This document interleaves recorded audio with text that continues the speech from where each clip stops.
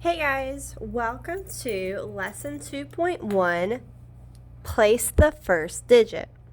So today our essential question is how can you tell where to place the first digit of a quotient without dividing? So make sure you put a star beside it so we know what our essential question is. We can come back and answer it once we're done with the lesson. So we are going to unlock the problem first. It says Tanya has 8 purple daisies. In all, she counts 128 petals on her flowers. If each flower has the same number of petals, how many petals are on one flower? So let's look over here at the little blue helper box to see what they suggest we do. The first thing says to underline the sentence that tells you what you are trying to find. So let's do that. We're trying to find how many petals are on one flower. That's what we're trying to find. So we did that. The second one says circle the numbers you need to use. So we know we need 8 purple daisies. In all, she counts 128 petals on her flowers. So those are the numbers we need. Now, how will you use these numbers to solve the problem? So what we would do is we would say 128 flower petals divided by 8 purple daisies is going to give us our answer, how many petals are on one flower. So the first thing we're going to do is estimate. It says use an estimate to place the first digit in the quotient.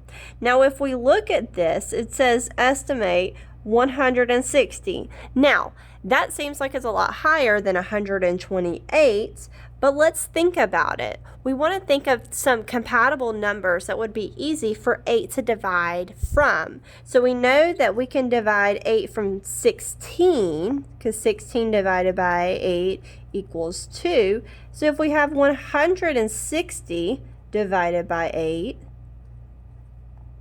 it's going to be the same thing with a 0 behind it. So it would be 20. So 160 divided by 8 would give us 20. The first digit of the quotient is going to be in the tens place. And we know this because our answer right here is a 20. So the next step says to divide the tens. So that's what we're going to do first. It says divide 12 tens by 8. So 8 will go into 12 one time. 1 times 8 equals 8. So we have 12 minus 8. 12 tens minus 8 tens equals 4 tens. Now we bring down our 8. I'm going to draw a little arrow. That way I remember that I need to bring it down. The next thing is regroup any tens left as ones, which is what we did. So we have 40, brought down our 8. So 8 will go into 48 6 times. 6 times 8 is 48. 48 minus 48 equals 0. So we would subtract 48 ones minus 48 ones, that's this right here. And 8 ones cannot be shared among, 0 ones cannot be shared among 8 groups. Since 16 is close to the estimate of 20, the answer is reasonable. So there are 16 petals on each flower. All right, so let's flip to the back of that page and go ahead and look at the next example. It says divide. Use place value to place the first digit. You have 4,236 divided by 5. So remember to estimate the quotient first. So what they did is they rounded 4,236 to 4,000. So 4,000 divided by 5. Well, what's 40 divided by 5? That's 8. And then you would have 2 zeros at the end. So you would have 800. Now, let's read the little blue because the blue writing is always helpful hints. It says, look at the thousands place. So we're looking at it. 4 thousands cannot be shared equally among 5 groups without regrouping. So then, since we can't share that 4, the 5 won't go into the 4, we're going to have to look at the hundreds place. That's this 2. 42 hundreds can be shared among 5 groups. So that's this 42 right here. We can share the 42 into 5 groups. So the first digit is going to be in the hundreds place. Make sure whatever I'm writing, you should be writing too. So then we're going to divide the hundreds. So we're going to divide 42 hundreds by 5. So we're dividing to 42 by 5. And then we would multiply. So we would say that it could go in 8 times. So 5 times 8 hundreds. So that would give us 40.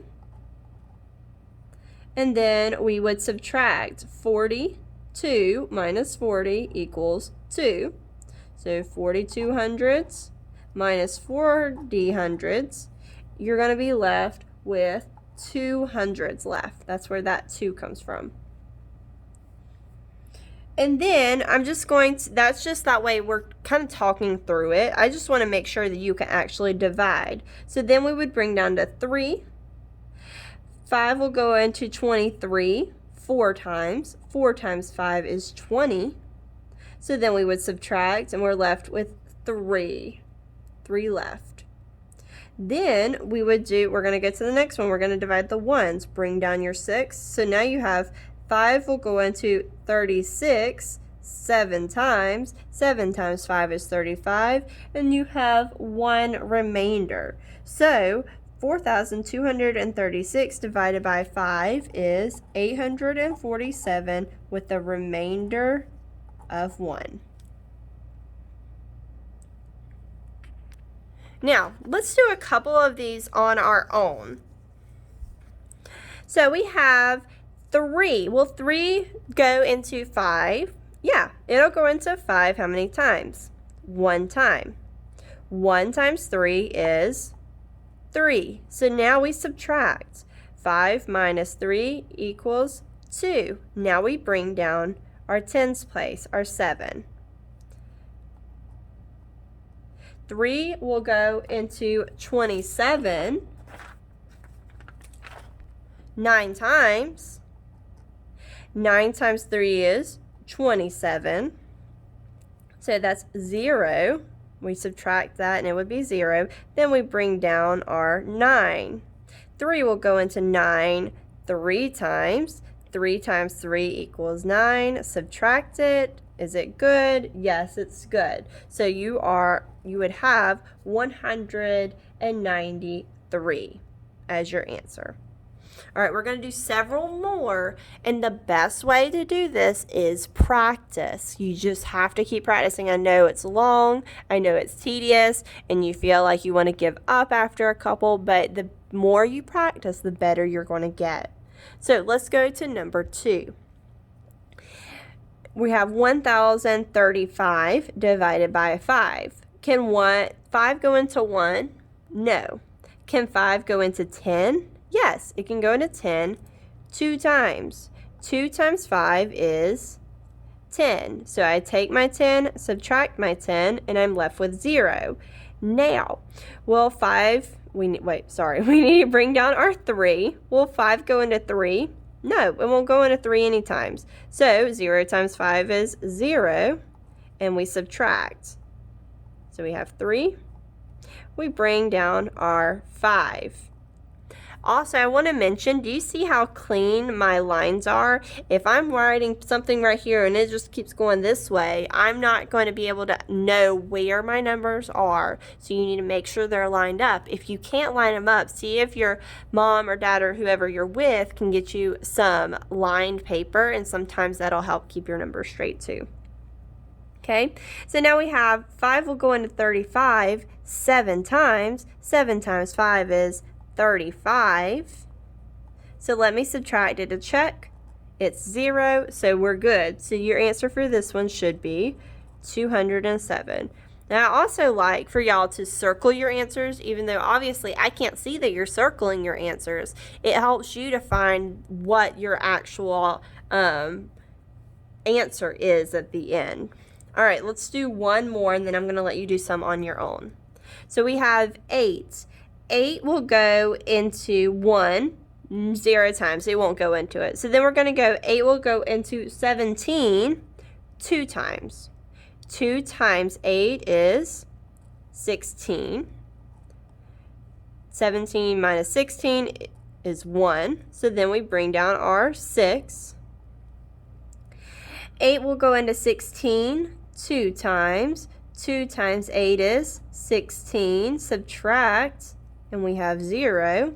Then we bring down our 6. 8 will go into 6 0 times.